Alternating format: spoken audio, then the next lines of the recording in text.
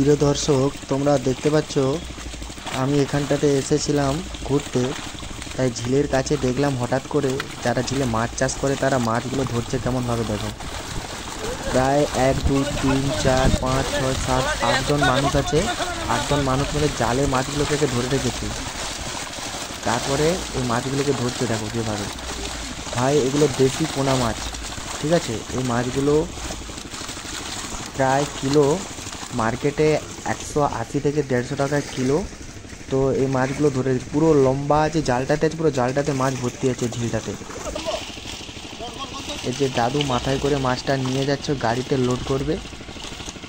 হ্যাঁ, ওই যে দেখো দেখো, ওই যে হাতে করে নিল হাঁড়িটা, এবার ওই ওখানে ঢেলে দিচ্ছে মাছগুলো। ওখানে ভেতরে, ওর ভেতরে মেশিন চলতেছে, ওই গাড়ির ভেতরে জল একদম ট্যাঙ্ক করা আছে।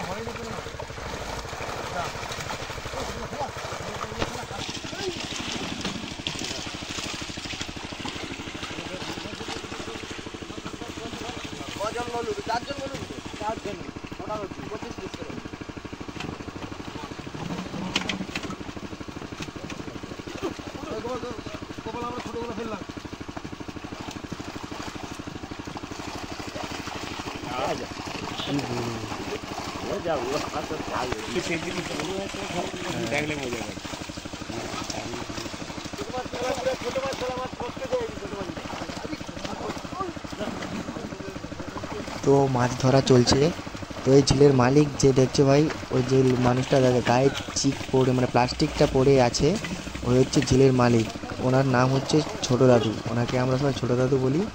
আর এই পাশে যে চিকচিকাটা পড়ে আছে, এই যে চিকটা, এই প্লাস্টিকের চিকটা, এই হচ্ছে ওর ছেলে, ঠিক আছে।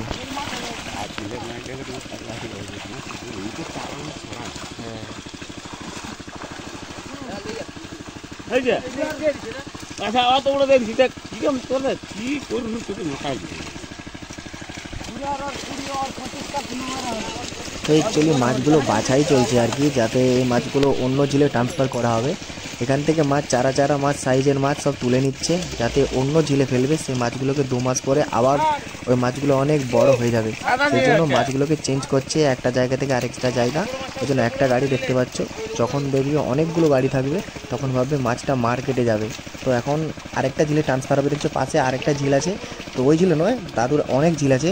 তো সেই ঝিলে মাছগুলো ট্রান্সফার করবো, ওই জন্য কিছু মাছ ছেড়ে দিচ্ছে দেখছো, আর কিছু মাছ ধরে নিচ্ছে।